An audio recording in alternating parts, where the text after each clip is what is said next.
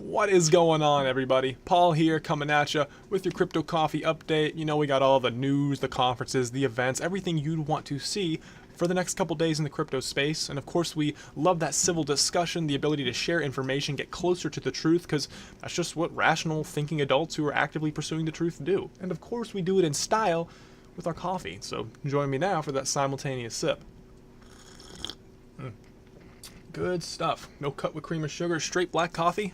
Amazing flavor. All right. Oh, you see here, I got CryptoPanic open. Just wanted to give them a plug again because I use their service quite regularly. Found a lot of the articles from today on CryptoPanic. Let's get right into the news. Friends have allegedly ransacked victim's home for crypto login information. I don't know what kind of friends these are, but definitely not the kind of friends that I like to keep. Guy was 27 years old, and apparently they forced their way into his house and forced him to reveal his so-called login information. The title's pretty funny, Hot Wax for Crypto. We'll explain why momentarily, but after a night of drinking, so poor decisions from, assumingly stemming from intoxication, at least in part, these individuals were in age ranging from 19 to 29, broke into the 27-year-old's house, held his head underwater, hit him in the stomach, and this part I found particularly funny, throwing hot wax on him. I've never had a BDSM break-in before, but it kind of sounds like it. I don't mean to make light of this situation, but we'll see here momentarily. Things aren't as cut and dry as the plaintiff would originally assert, because the defendant's attorneys has said that I have provided audio to the district attorney's office wherein the complainant or the plaintiff admits these allegations are false. So definitely gonna have to see where this goes in terms of a court hearing, but just goes to show something I wanted to bring up to highlight.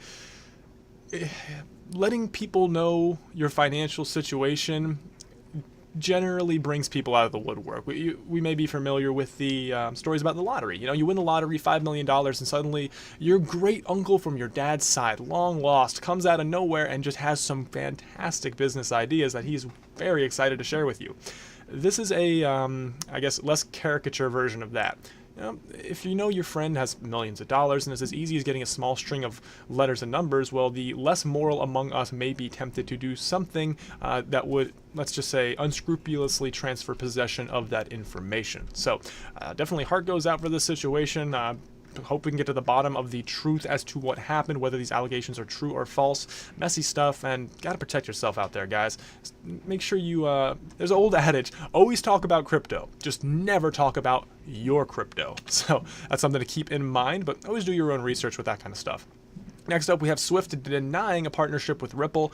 This kind of makes sense, in my opinion. Swift is the gigantic payment communications network. They ensure payment finality by allowing large central banks and other gigantic international financial institutions to communicate in an effective way without revealing proprietary data that may be sensitive to other parties. So Swift is able to serve a huge role in the global economy because of this, but it is kerneled off of very outdated software. So it would make sense for Swift to be in talks with Ripple, but that doesn't seem to be the case yet.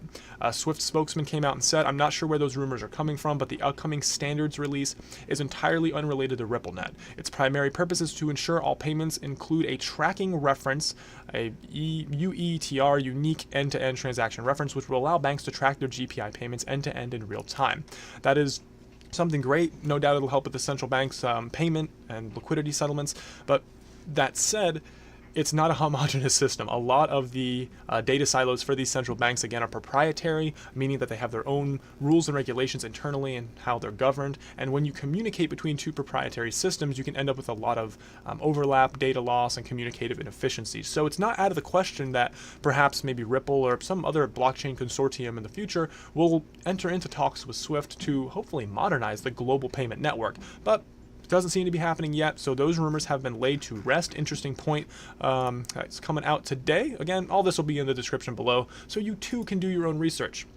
Now, IBM and Seagate, they are working together, this is confirmed, and they're tackling fake hard drives. This is something that's not often thought of by the end consumer, assumingly. They just pop in their hard drive, they're good to go. But when you get to higher level, more sensitive data, assuring authenticity of hardware specifically is very important. They have malware and all sorts of things that ensure that the software on your computer, on your device, that is secure. You don't have any malicious software on there, but the actual hardware itself, well, you know, if you boot something up that has malware on it on the actual physical device, that could be not so great either. And this is what IBM and Seagate hope to solve using blockchain technology. You have a quote here from Bruce Anderson, Global Managing Director of IBM Electronic Industries. He says that, quote, if you look at when the drive enters the supply chain, when it gets built into servers, there's a lot of hands and it passes through. And after the servers get deployed, there's quite a lot of folks who have access to the equipment. You can tell Bitcoin on the brain. So the challenge becomes, are we dealing with an authentic piece of equipment or is this a substitution? So he's kind of highlighting here that it wouldn't be out of the question. Now, assumingly most individuals are very upright and moral and care more about the long-term efficacy they have in their job than maybe a kickback payment, but someone comes up and offers you $50,000 cold hard cash to switch out a hard drive. You don't know what it's about. It's just a piece of machinery to you. Well, it's a tempting proposition, and that can lead to all kinds of chaos. Having a physical demarcator like a QR code that is basically a corresponding code to, let's say, a blockchain, where you can attest that this device was made on X date from this factory and it changed hands this many times, well, you're really able to cut down on these potential situations, fraud, and even potential theft and loss within the supply chain. After all, internal loss is something that occurs in every industry. It's just something you can't get around.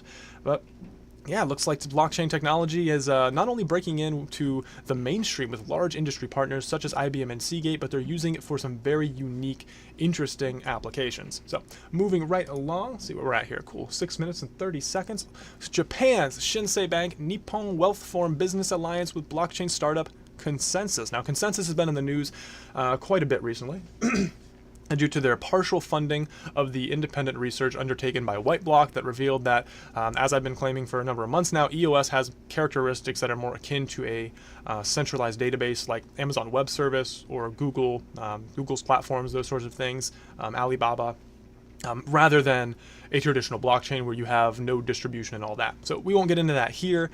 Needless to say, that's attracted a lot of fanfare and debate, but this helps to not reveal so much as demonstrate that Consensus also enters into partnerships and deals where it's not necessarily related to Ethereum, but more so consensus-specific decentralized applications that may or may not yield fruitful information and innovation for other independent entities. So just traditional large business dealings and that sort of thing. But suffice to say that this is a partnership in which 4 entities are coming together, exploring Consensus's decentralized applications as said, and hoping to see if the Nippon Wealth spearheading the study, they can come up with some unique applications for the Japanese ecosystem. Japan's blockchain ecosystem, while early on was really wild west, some of the biggest in the world, it's now become more formalized, more regulated, and after a series of high-profile hacks, the Japanese government is hoping to rein in some of these wild west behaviors and explore how the nation as a whole can implement the best-in-class infrastructure for the Japanese citizenry. So, interesting stuff happening there. You can check it out below in the description. But in the less scrupulous side, and I love this by the way, this photo looks familiar, right? It's on Pixabay. There's one. Boom, there he is again. This guy is just hacking everything. Jeez, robbed this kid house, and now it seems this little no-name hacker guy has infiltrated 600K websites through StatCounter in search for Bitcoin. Now, StatCounter is something that is used similar to Google Analytics and Alexa. They track various metrics to allow individuals to discern where most of their web traffic is coming from, at what times, etc. Helps marketers get a better idea of their main target audience. Well, it seems Gate.io, the 40th largest by trading volume with $50 million a day cryptocurrency exchange, was using this StatCounter software and ended up with a little bit of malware, and it was noticed on November 3rd.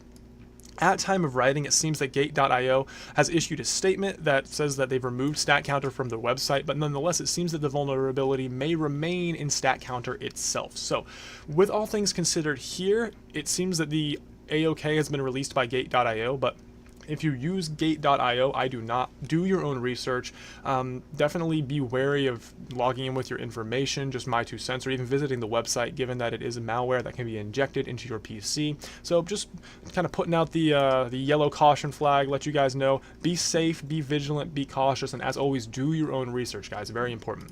Moving on, 5 arrested in South Korea for a similar crypto mining malware hack. 6,000 PCs were affected, but these guys didn't do as great of a job. They were able to get 32,000 emails from individuals in the tech sector email these individuals who are looking for jobs with false employer information saying, hey, fill out this application. Once the file was downloaded, boom, malware was all up in their computers. But luckily, these guys are individuals in the tech sector. They had antivirus software that automatically deleted most of the malware within 30 days. So assumingly these individuals were able to profit a bit, but given all the effort and a lot of the illegal activity it takes to facilitate this kind of behavior, maybe not the best return on investment. But suffice to say that cryptojacking is a very large and growing phenomena that is plaguing the community. Digital money, relatively unsecure. A lot of this comes from just basic stuff. Just make sure you check the URL of the websites you're visiting. Never input your private keys into a website that's asking for them for any particular reason. And most of all, keep in mind that once you send capital somewhere, it's there until you either can work it out with a third party, or worst case scenario, that doesn't happen, you have to enter into dispute resolution with a legal entity, and it just gets messy from there. So always do your own research, guys. Be safe out there. Crypto is cheap and hot right now, as a lot of the pump and dump channels from the 2017 bull run would talk. Wouldn't talk about technicals. They would just go for what's cheap and hot, which is not a verifiable metric.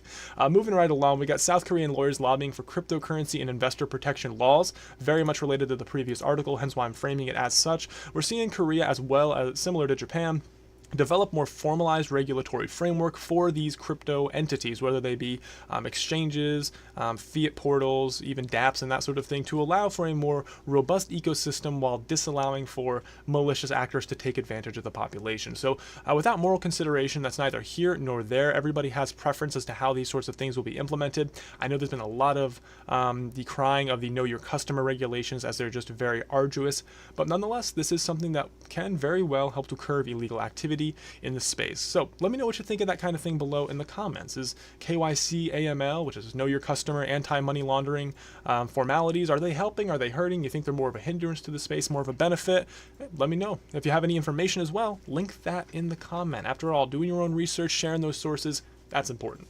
So next up, we have a sudden drop. This is the last article before we get into the happenings of the day. Sudden drop in Segway blocks. Now, this is interesting. Segway essentially takes the Bitcoin block and separates the transaction data from the actual script that verifies what should be going on in the block. And it's just a small amount that's cut out and attached with like this little tail there. So a little complicated, but does save some block space, does help with scaling. But it was a soft fork, so it had to be soft forked in. Now, in my 2 cents, it's not as straightforward as just simply increasing the block size. At the time, I figured SegWit 2x would be a great compromise, a fantastic solution. Some hardliners said no. Now we have Blockstream's liquid Bitcoin. But even after all this time has passed, I know that was a lot of information, but even after all this time has passed, here we are still with now under 50% SegWit. So this may be going on for a long, long time into the future until we get general SegWit adoption. But what the good news is, perhaps this drop was incurred by a simple mistake in which a large mining pool perhaps failed to implement SegWit correctly, and so they did it for a while and then that dropped off. So hopefully the fix will be relatively easy. From the looks of things, it very well may be. This is from a Bitcoin newsletter that was familiar with the deep technological aspects of Bitcoin according to the article. This is the simple explanation that reveals perhaps this was an issue with the Bitcoin mining pool rather than a concerted effort on the part of many individuals to just stop using SegWit for some unexplained reason. So Occam's razor there, good explanation, but just an interesting facet I wanted to bring up for you guys. And again, let me know what you think of this stuff below in the comments, all links below in the description. Let's go ahead and see what's happening for November 9th, Friday. We have the Healthcare Unblocked 2018 Summit happening in London, and Blockspot 2018 kicking off in Portugal. Really quiet Saturday for November 10th, couldn't find anything, so really good day to kind of kick your feet up and do your own reading, your own research, or just relax. Next up, for Sunday, November 11th, we have the Fin.Tech Summit 2018 in Slovakia. The Decentralized talks are happening in Dublin. And the Theory of Cryptography Conference 2018 is happening in Goa, India. That's one of those high-caliber technical conferences. That's all we have for the Crypto Coffee update today. Thank you for your support. Seriously, it really does mean the world. We push forward and try to give you the best information we possibly can, and your comments, your likes, your shares, they mean so much. Seriously, it lets me know that somebody is out there, you're listening, you're getting the information, and I very much appreciate, more so than anything, corroborating information with you guys. If you have something you think I may find interesting, drop it in the Cryptide Discord or drop me a comment here on YouTube. We're also available on Twitter at Cryptide Rising. But with that said, for now, this was Paul signing off. Thanks again for watching, guys. Much love. We are Cryptide, and remember, the tide is rising. And hopefully, so is the quality of the reporting.